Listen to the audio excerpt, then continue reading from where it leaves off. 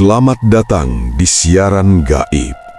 Fokuskan pandangan kalian, karena sebentar lagi kita akan mendengarkan kisah horor atau pengalaman kelam dari penulis. Langsung saja kita masuk ke ceritanya. Cerita ini saya alami 2010, saat aspal jalanan menuju lereng Lau belum semulus sekarang, dan penerangan jalan masih menjadi barang mewah yang hanya ada di dekat balai desa. Malam itu, tanggal 12 Agustus 2010, jam menunjukkan pukul 22:15. Aku duduk di atas lincak bambu yang sudah mulai berderit setiap kali aku menggeser posisi duduk. Di depanku, sebuah piring berisi nasi kucing yang karet pengikatnya sudah putus berserakan di atas meja kayu yang lengket oleh tumpahan teh manis berhari-hari. Danu duduk di hadapanku. Dia memakai jaket parasut biru dongker yang kusam. Tangannya gemetar saat mencoba menyulut rokok jarum coklat miliknya. Korek gas merek Tokai itu diklik berkali-kali, namun apinya tak kunjung menyala karena tertiuk angin gunung yang masuk lewat celah dinding papan warung. "Minum dulu, Nuk. Tehmu sudah dingin," kataku sambil menggeser gelas kaca yang bagian bawahnya sudah berkerak coklat. Danu tidak menyentuh gelas itu. Dia justru menatap ke arah luar warung, ke arah kegelapan jalanan yang hanya menyisakan bayangan hitam pohon-pohon besar. "Aku tidak punya pilihan lain, Mas. Debt kolektor itu sudah datang ke rumah pakai parang. Ibuku pingsan." "Tapi tidak keberingin gong juga, Nu. Kamu tahu sendiri orang-orang sini bilang apa tentang tempat itu," balasku sambil mengunyah sate usus yang terasa dingin di lidah. "Halah, mereka itu cuma takut karena tidak punya nyali. Aku sudah bawa ini." Danu merogoh tas ransel Eger lamanya, mengeluarkan sebuah bungkusan kain mori kecil yang diikat tali rafia. Dia meletakkannya di atas meja, tepat di samping sambal teri. Aku meletakkan sendok. Nafsu makanku hilang. "Apa itu?" "Kemenyan madu, pesanan Mbah Warso. Dia bilang besok siang saat matahari tepat di atas kepala, aku harus ada di bawah beringin itu." "Besok siang? Kamu bilang tadi mau berangkat malam ini," aku bertanya dengan nada lebih tinggi. "Malam ini kita cuma cek lokasi. Aku perlu memastikan tidak ada orang lain di sana. Kamu mau kan antar aku? Kamu yang paling tahu jalur potong kompas lewat hutan pinus itu." Aku diam sebentar. Aku melihat Bu Siti, pemilik warung, sedang sibuk mencuci gelas di pojok belakang. Dia tidak memperhatikan kami, atau mungkin dia pura-pura tidak mendengar. Suara air yang dituangkan ke ember plastik terdengar jelas di tengah sunyinya malam. "Danu, ritual begini ada bayarannya. Kamu tanya tidak ke Mbah Warso apa yang diminta sebagai gantinya?" tanyaku pelan, condong ke depan hingga bau minyak rambut urang-aring milik Danu tercium di hidungku. Danu tertawa kecil, tawa yang kering. "Hanya kambing kendit, Mas. Nanti kalau uangnya sudah cair, aku beli di pasar hewan." "Kamu yakin hanya kambing?" "Iya, yakin. Sudah, jangan banyak tanya. Ayo jalan sekarang. Pakai motor Supramu saja biar bensinnya irit," ajak Danu sambil berdiri dan meletakkan uang Rp5.000 di atas meja. Aku ikut berdiri, membetulkan letak jaket kulitku yang sudah pecah-pecah permukaannya. Kami berjalan keluar warung. Udara dingin langsung menusuk tulang pipi. Motor Supra Fit tahun 2004 milikku terparkir di bawah pohon nangka. Aku memasukkan kunci, memutar stop kontak ke posisi on, lalu mengayunkan kaki untuk menghidupkan mesin dengan kickstarter. Butuh 3 kali hentakan sampai mesin itu menderu pelan, mengeluarkan asap tipis dari knalpotnya. Danu naik ke jok belakang. Beban tubuhnya membuat ban motor itu sedikit amblas. "Lewat jalur lama saja, Mas, biar tidak lewat pos perhutani," bisiknya di dekat telingaku. Aku memindahkan persneling ke gigi 1. Bunyi klik logamnya terasa mantap di kaki kiri. Kami mulai bergerak, membelah kegelapan jalan desa yang berbatu. Cahaya lampu depan motor yang kuning dan redup hanya mampu menjangkau 3 meter di depan. Di sisi kiri dan kanan, tanaman jagung milik warga berdiri tegak. Daun-daunnya yang kering saling bergesekan tertiup angin.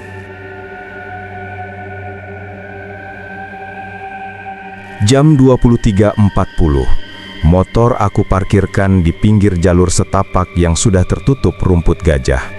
Kami harus berjalan kaki sekitar 500 meter menuju area yang lebih tinggi, tempat di mana pohon beringin itu berada. Tanah yang kami injak terasa lembab dan gembur. Sisa hujan sore tadi masih menyisakan bau tanah yang kuat. "Senter mana, Mas?" tanya Danu. Suaranya agak terengah karena jalanan yang mulai menanjak. "Ini," aku menyerahkan senter merek Tiger berkepala besar yang menggunakan 3 baterai besar. Cahayanya putih terang memotong kegelapan hutan. Kami berjalan beriringan. Aku memimpin di depan, menebas beberapa semak yang menghalangi jalan dengan ranting kayu. Di kejauhan sayup-sayup aku mendengar suara burung malam yang bersahut-sahutan. Tidak ada suara lain, benar-benar sepi. "Mas, lihat itu." Danu menunjuk ke arah gundukan tanah di bawah pohon mahoni. Aku mengarahkan senter. Hanya ada tumpukan daun kering. "Apa?" "Tadi aku lihat ada yang berdiri di situ, pakai baju putih," kata Danu. Dia merapat ke punggungku, tangannya memegang erat ujung jaketku. "Jangan ngawur, itu cuma batang pohon yang kena cahaya senter. Fokus aja ke jalan," jawabku, meski sebenarnya tengkukku mulai terasa berat. Kami terus berjalan sampai vegetasi berubah. Pohon-pohon pinus yang lurus mulai digantikan oleh pohon-pohon liar yang batangnya melilit tak beraturan. Dan di tengah sebuah tanah lapang yang agak miring, berdiri pohon beringin itu. Besar sekali. Diameternya mungkin sekitar 5 meter, dengan akar gantung yang menjuntai lebat hingga menyentuh tanah, menyerupai tirai raksasa. "Itu beringin gongnya," bisik Danu. Dia melangkah maju, melepaskan pegangannya pada jaketku. Aku diam di tempat, jarakku sekitar 10 meter dari pohon itu. Cahaya senterku menyapu bagian atas pohon. Di salah satu dahan yang melintang rendah, aku melihat sesuatu yang ganjil. Sebuah benda putih panjang, terikat di bagian atas dan bawahnya. Benda itu tidak bergerak, tidak tertiup angin, seolah-olah berat dan padat. "Danu, berhenti dulu," kataku pelan. Danu tidak mendengar. Dia sudah sampai di depan akar gantung. Dia meraba kulit pohon yang kasar itu dengan telapak tangannya. "Besok siang di sini, Mas. Aku akan duduk di sini jam 12 tepat." Aku kembali mengarahkan senter ke dahan tadi. Benda putih itu kini terlihat jelas. Itu adalah seorang manusia yang dibungkus kain kafan. Pocong. Posisinya bukan berdiri di tanah, tapi berdiri tegak di atas dahan pohon, seolah-olah dahan kayu itu adalah lantai baginya. Wajahnya yang menghitam tertutup bayangan kain, menghadap tepat ke arah Danu yang sedang membelakanginya. "No, ayo pulang sekarang. Aku serius," kataku dengan suara yang bergetar. Aku tidak berani meneriakkan apa yang aku lihat. "Sebentar, Mas, aku mau taruh bungkusan kemenyan ini di sela akar sebagai tanda," jawab Danu. Dia berlutut mulai menggali tanah dengan tangan yang kosong. Saat Danu menggali, sosok pocong di atas dahan itu perlahan-lahan menundukkan kepalanya. Gerakannya kaku, persis seperti orang yang lehernya patah. Kain kafannya yang kotor terkena noda tanah kering terlihat jelas saat cahaya senterku sedikit menyerempet kakinya yang terikat simpul di atas dahan. Danu berdiri kembali, membersihkan tanah dari tangannya. "Sudah, ayo balik. Besok pagi jam 10 kita berangkat lagi ke sini." Aku tidak bisa menjawab. Mataku terpaku pada sosok itu yang kini perlahan-lahan mulai melayang turun dari dahan, tanpa suara, tanpa gerakan melompat. Ia turun seperti sehelai bulu yang jatuh, namun tetap dalam posisi tegak berdiri. Begitu kakinya menyentuh tanah tepat di belakang punggung Danu, aku segera mematikan senter. "Kenapa dimatikan senternya, Mas? Gelap ini," keluh Danu. "Lari, Nuh! Lari ke arah motor!" teriakku sambil menarik lengan Danu sekuat tenaga. Kami berlari membabi buta dalam kegelapan. Aku tidak peduli lagi dengan ranting yang menyabet wajahku atau batu yang membuat kakiku tersandung. Di belakang kami, aku tidak mendengar langkah kaki mengejar, tapi aku merasakan udara yang mendadak menjadi sangat panas, berbanding terbalik dengan suhu gunung yang seharusnya dingin. Kami sampai di motor dengan napas yang terputus-putus. Aku segera menyalakan mesin. Danu naik dengan gemetar. Dia terus-menerus menoleh ke belakang. "Kenapa tadi, Mas? Kamu lihat apa?" tanya Danu saat kami sudah melaju di jalan berbatu. "Tadi di belakangmu, Nuh, pas kamu menaruh kemenyan," aku jawab sambil memacu motor di gigi 2, tidak berani melaju terlalu cepat karena jalanan yang rusak. "Ada apa?" "Orang. Pocong, Nuh, berdiri di dahan, lalu turun tepat di belakangmu." Danu terdiam. Dia memeluk tas ranselnya erat-erat. Aku bisa merasakan tubuhnya gemitir hebat di belakangku. Tapi dia tidak menyentuhku kan? Aku tidak tahu. Yang jelas besok jangan kembali lagi ke sana. Batalkan saja, kataku tegas. Tidak bisa mas, kalau aku batal, debt collector itu akan membunuhku. Aku lebih takut sama orang itu daripada sama hantu, jawab Danu pelan namun nadanya keras. Kami sampai di rumah Danu sekitar jam 1:15. Aku menurunkannya di depan pagar kayu rumahnya yang sudah reyot. Lampu teras rumahnya yang berwarna kuning redup menerangi wajahnya yang pucat pasi. Besok pagi aku jemput jam 9 ya, kita bawa perlengkapan yang lebih lengkap, kata Danu sebelum masuk ke rumah. Aku hanya mengangguk, namun di dalam hatiku aku merasa ada yang salah. Saat aku memutar balik motorku, lampu depan motorku sempat menyorot ke arah kaca jendela rumah Danu. Di sana, di balik kaca yang kusam, aku melihat bayangan putih berdiri tegak, tepat di samping posisi Danu yang baru saja membuka pintu. Aku memacu motorku pulang secepat mungkin, tidak berani menoleh lagi ke kaca spion yang bergetah hebat.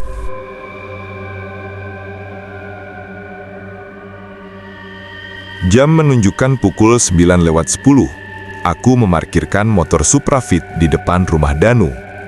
Matahari pagi itu terasa menyengat kulit tangan, meski udara sisa semalam masih menyisakan hawa dingin yang menusuk. Aku melihat Danu sedang duduk di kursi plastik warna hijau yang salah satu kakinya diganjal potongan kayu. Di depannya ada sebuah tas ransel kain warna hitam yang isinya tampak penuh menonjol. "Kamu tidak tidur semalam?" tanyaku sambil melepas helm kerupuk merek KYT yang busanya sudah kempes. Danu mendongak. Lingkaran hitam di bawah matanya sangat tebal. Tidur sebentar, tapi setiap kali aku memejamkan mata, aku merasa ada orang yang berdiri di depan pintu kamar. Pas aku buka, tidak ada siapa-siapa. Aku duduk di kursi kayu di sampingnya. Permukaan kursi itu kasar karena catnya sudah mengelupas. "Batalkan saja, Nuh. Aku antar kamu ke rumah saudaramu di Magetan saja. Sembunyi dulu dari penagih hutang itu." Danu menggeleng keras. Dia mengambil sebuah botol plastik berisi air putih, meminumnya hingga separuh, lalu mengusap sisa air di bibirnya dengan punggung tangan. "Tidak akan selesai, Mas. Mereka tahu rumahku. Mereka tahu ibuku. Ini satu-satunya cara. Mbah Warso bilang kalau aku datang jam 12 siang tepat, penunggunya akan memberikan jalan. Kamu bawa apa saja di tas itu?" tanyaku sambil menunjuk ransel hitamnya. "Kemenyan lagi, kain putih 1 meter, bunga setaman yang tadi subuh aku beli di pasar, sama ayam cemani ini." Danu menunjuk ke sebuah keranjang bambu kecil di bawah meja. Di dalamnya, seekor ayam hitam legam diam tak bergerak, hanya matanya yang berkedip cepat. "Ayam itu hidup?" "Hidup. Harus disembelih di bawah beringin itu nanti." Aku menghela napas panjang. Aku melihat ke arah jalan depan rumah Danu yang sepi.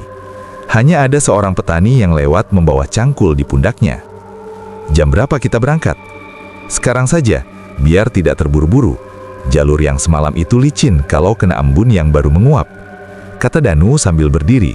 Dia menggendong ranselnya, lalu mengangkat keranjang ayam itu. Kami berjalan menuju motor. Aku naik ke jok depan, memasukkan kunci dan menekan tombol starter. Mesin motor menderu pelan.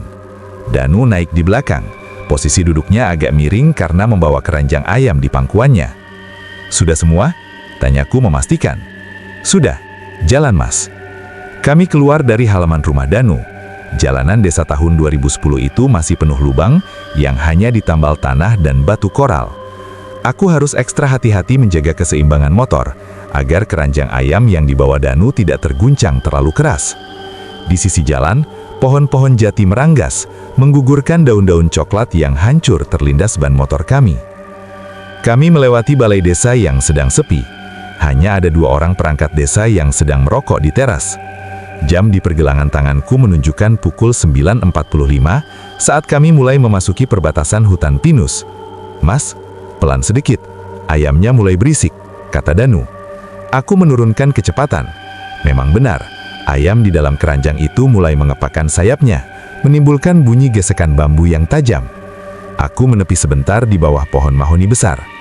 "Kenapa ayamnya?" tanyaku. Danu melihat ke dalam keranjang. Tidak tahu, tiba-tiba liar begini, padahal tadi diam saja. Danu memasukkan tangannya ke dalam keranjang, mencoba menenangkan ayam itu. Saat itulah aku melihat ke arah kaca spion kiri.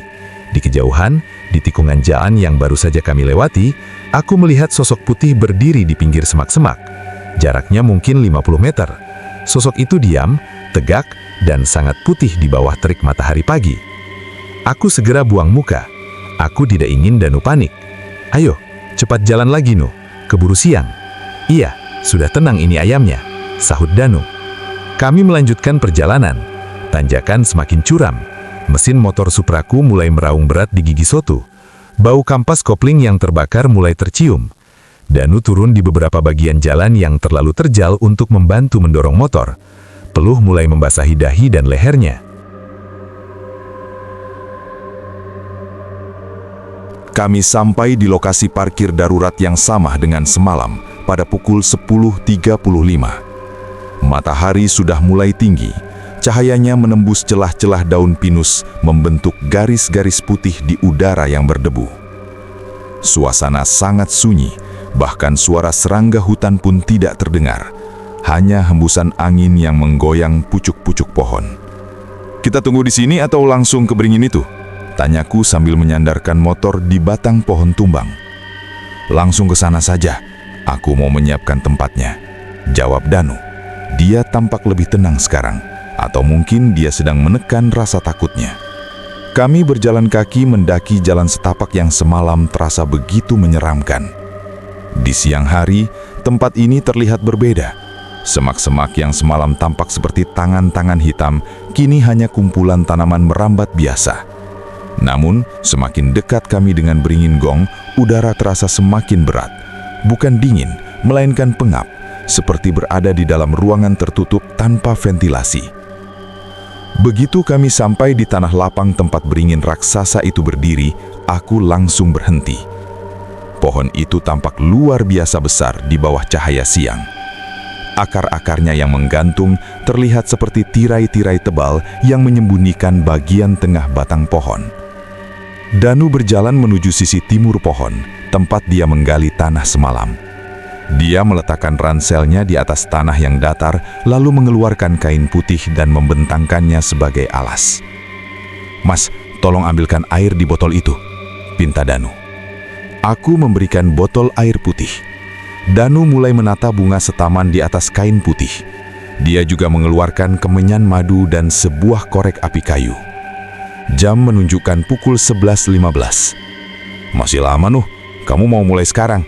tanyaku sambil duduk di atas akar pohon yang menonjol keluar dari tanah. Permukaan akar itu terasa dingin dan lembab, padahal matahari sedang terik-teriknya. "Nuh, kamu yakin ini tidak apa-apa? Ayam itu mau diapakan?" tanyaku lagi. Danu menoleh kepadaku. Wajahnya sangat pucat, matanya merah. "Nanti jam 12, ayam ini disembelih di atas kain ini. Darahnya harus mengenai akar beringin yang paling besar itu." Danu kemudian terdiam. Dia memejamkan matanya, mulutnya komat kamit merapalkan sesuatu yang tidak bisa kudengar. Aku memperhatikan sekeliling. Tidak ada pergerakan apapun. Daun-daun beringin itu diam. Tidak ada angin yang bertiup di area ini, padahal pohon-pohon pinus di kejauhan tampak bergoyang. Jam 11.40. Aku merasa ada yang aneh dengan bayangan pohon beringin ini. Bayangannya tampak sangat gelap, lebih hitam dari bayangan benda lainnya di sekitar situ. Dan bayangan itu perlahan-lahan mulai bergerak, bukan mengikuti arah matahari, tapi seperti memanjang ke arah Danu yang sedang duduk bersila. Aku melihat ke atas, ke arah dahan tempat semalam aku melihat pocong itu. Dahan itu kosong, namun di dahan yang lebih tinggi, tersembunyi di balik lebatnya daun, aku melihat gumpalan kain putih yang terjepit di antara dua batang. Aku menyipitkan mata. Kain itu perlahan-lahan bergerak turun, seperti ada seseorang yang sedang merosot pelan-pelan dari atas. "Danu, sudah jam berapa?" Suaraku mendadak serak. Danu tidak menjawab, dia tetap dalam posisinya. Tubuhnya kaku, ayam di dalam keranjang di sampingnya mulai gelisah lagi. Keranjang itu bergoyang-goyang di atas tanah. "Nuh," panggilku lebih keras. Danu membuka matanya sedikit. "Jangan berisik, Mas, sebentar lagi." Aku melihat ke arah akar gantung yang teratap di atas kepala Danu. Akar-akar itu perlahan-lahan mulai bergerak turun, seolah-olah ditarik oleh beban yang sangat berat dari atas. Dan dari celah akar gantung itu muncul sepasang kaki yang dibungkus kain putih yang sangat kotor. Kaki itu tergantung di udara, tepat beberapa sentimeter di atas kepala Danu. Aku berdiri perlahan, kakiku gemetar. Aku ingin lari, tapi lidahku keluh. Aku melihat sosok pocong itu turun sepenuhnya dari balik akar gantung. Dia berdiri tepat di belakang Danu. Tingginya hampir 2 meter. Kain kafannya penuh bercak coklat kering dan lubang-lubang kecil. Bagian kepalanya terikat erat dengan tali yang sudah menghitam. Pocong itu tidak bersuara, dia hanya berdiri diam. Danu sepertinya tidak menyadari keberadaan sosok itu di belakangnya. Dia justru mengambil pisau kecil dari tasnya dan membuka keranjang. Jam menunjukkan pukul 11.55. "Nuh, di belakangmu," bisikku dengan sisa tenaga. Danu menghiraukanku. Dia mengeluarkan ayam cemani itu. Ayam itu meronta-ronta gila-gilaan. Cakarnya menggores tangan Danu hingga berdarah. Danu memegang leher ayam itu dengan kuat di atas kain putih. Sosok pocong di belakang Danu perlahan-lahan mulai membungkukkan badannya. Wajahnya yang tertutup kain itu mendekat ke arah tengkuk Danu. Aku bisa melihat dengan jelas bagaimana kain kafan itu bergerak-gerak kecil seperti ada nafas yang keluar masuk dari baliknya. Tiba-tiba, suhu di sekitar kami menjadi sangat panas, seperti ada api besar yang menyala di dekat kami.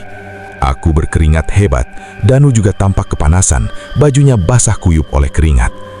"Sekarang, Mas!" teriak Danu tiba-tiba. Dia menyembelih ayam itu tepat saat jam di tanganku menunjukkan pukul 12. Darah merah pekat menyemprot ke atas kain putih dan mengenai akar beringin. Ayam itu mengejang hebat di tangan Danu sebelum akhirnya lunglai. Pada saat yang sama, sosok pocong di belakang Danu itu mendongakkan kepalanya ke langit. Dia tidak bersuara, tapi aku melihat tubuhnya menegang hebat. Kemudian tanpa ada peringatan apapun, sosok itu lenyap begitu saja, seolah-olah ia tersedot masuk ke dalam batang pohon beringin. "Sudah selesai, Mas. Sudah kuterima tandanya," kata Danu sambil melepaskan bangkai ayam itu.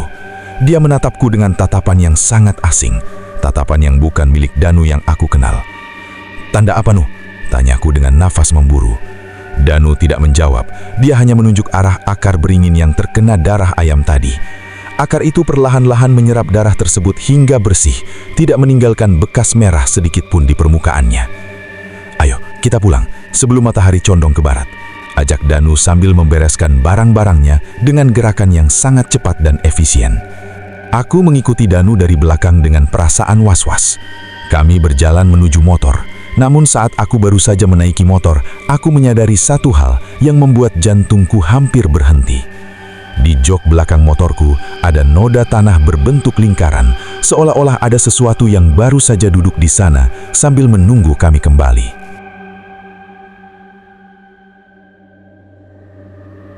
Jam menunjukkan pukul 12.15.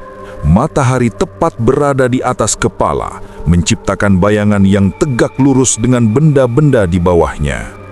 Panas aspal jalanan terasa menembus sol sandal jepitku saat aku menuntun motor Supra Fit itu keluar dari jalan setapak menuju jalan aspal yang rusak. "Ayo cepat, Mas, panas sekali ini," kata Danu sambil menggendong tas ransel hitamnya yang kini terasa lebih berat. "Sabar, Nuh, ban belakangnya agak kurang angin, mungkin tadi kena batu tajam," jawabku sambil menekan-nekan ban belakang motor dengan ibu jari. Danu naik ke jok belakang. Aku merasakan motor itu amblas lebih dalam dari biasanya. Padahal Danu tidak bertambah berat secara fisik, tapi motor ini terasa seperti mengangkut 2 orang di belakang. Aku menyalakan mesin. Bunyi mesinnya terdengar lebih kasar. Ada getaran yang tidak biasa pada stang motor yang kurasakan langsung di telapak tanganku. Kami mulai melaju. Kecepatan motor hanya sekitar 20 km per jam karena kondisi jalanan yang menurun dan penuh dengan pasir sisa material longsoran kecil. Di sebelah kanan kami adalah tebing berbatu yang ditumbuhi lumut kering, sementara di sebelah kiri adalah jurang yang dipenuhi pohon pinus dan semak belukar yang rapat. "Mas, kamu merasa tidak? Udaranya panas sekali, tapi punggungku dingin," bisik Danu di dekat telingaku. Aku melirik kaca spion. Danu sedang menoleh ke belakang. Wajahnya sangat pucat dan keringat bercucuran dari pelipisnya hingga membasahi kerah jaket parasutnya. "Fokus ke depan saja, Nuh. Jangan menoleh-noleh. Kita harus segera sampai bawah sebelum ban ini benar-benar kempes," kataku.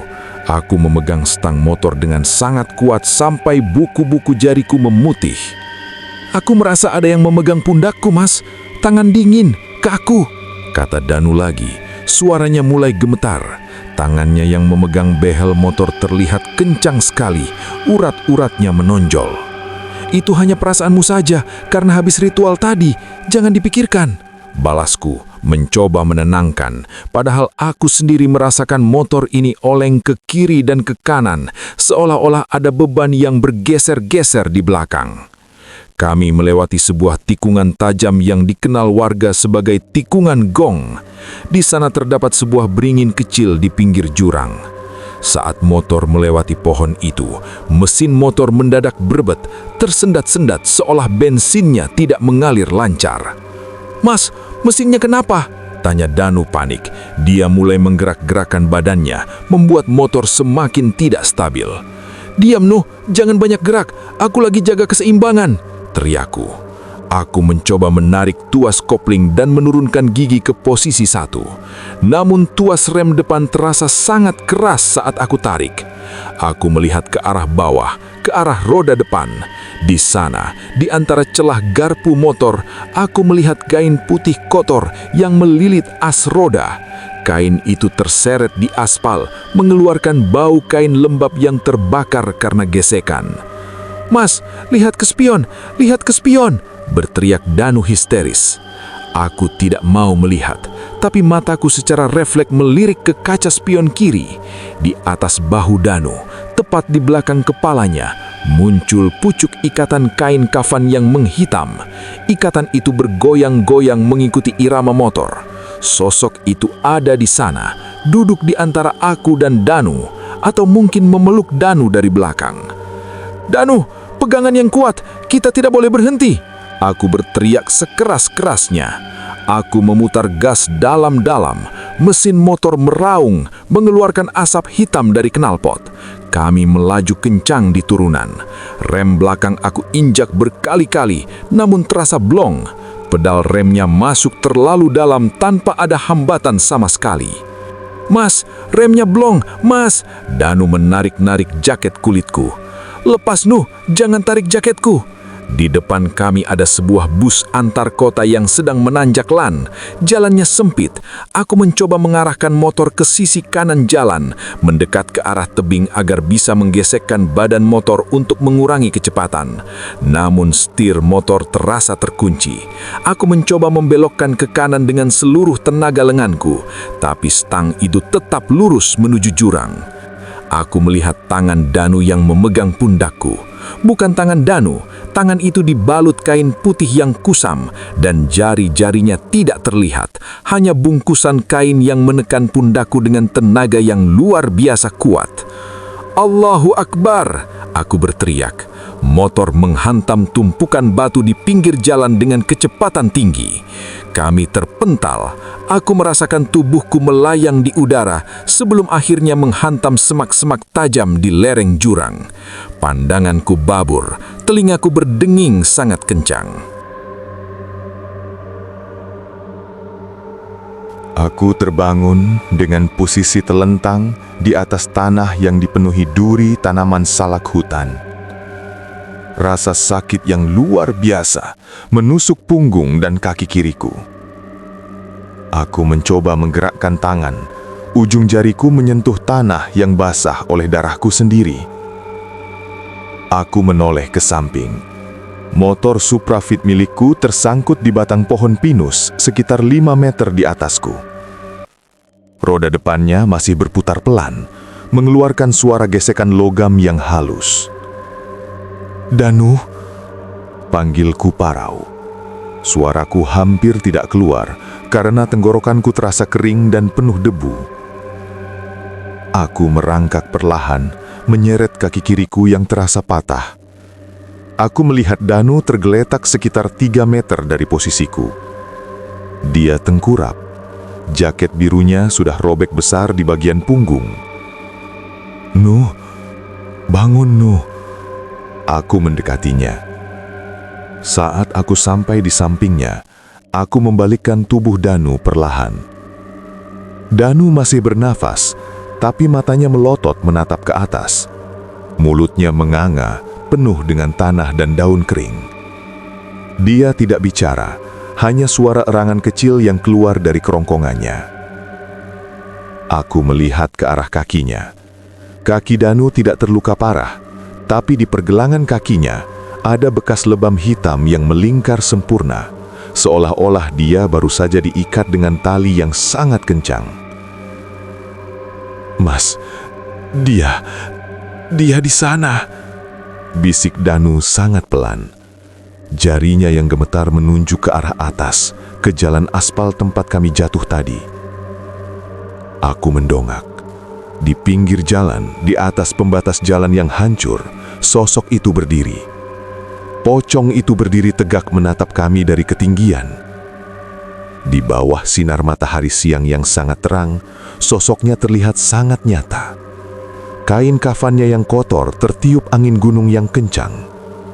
Wajahnya yang hitam legam tanpa mata itu mengarah tepat ke arah Danu. Tiba-tiba, dari arah atas jalan, terdengar suara orang-orang berteriak. Warga desa dan beberapa pengendara motor mulai berdatangan menepi. "Ada kecelakaan! Tolong! Ada orang di bawah!"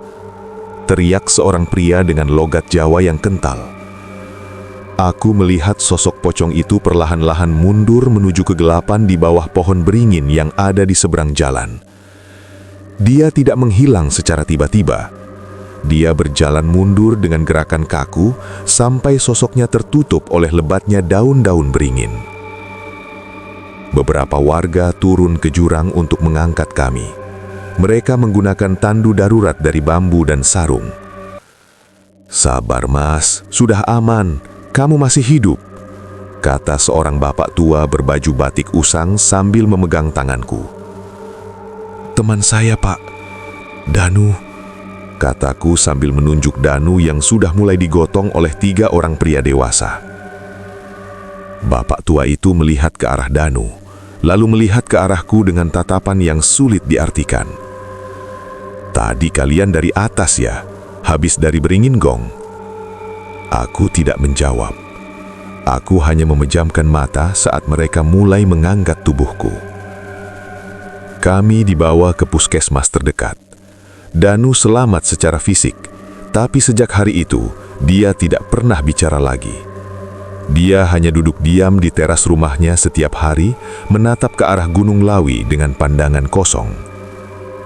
Ibunya bilang, setiap malam jam 12 siang, Danu selalu berteriak ketakutan sambil memegang kakinya, seolah-olah ada yang sedang menariknya keluar rumah.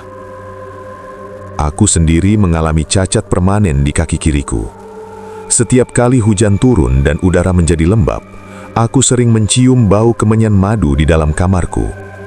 Dan di kaca jendela, aku sering melihat pantulan kain putih yang berdiri tegak di belakangku, meski saat aku menoleh, tidak ada siapa-siapa di sana. Cerita ini saya alami 2010, dan sampai sekarang, suara gong sayup-sayup itu masih sering terdengar di telingaku setiap kali aku melewati pohon beringin besar di pinggir jalan. Perjanjian itu mungkin belum selesai, atau mungkin aku juga termasuk bagian dari tumbal yang tertunda. Sekian siaran malam ini dari Siaran Gaib.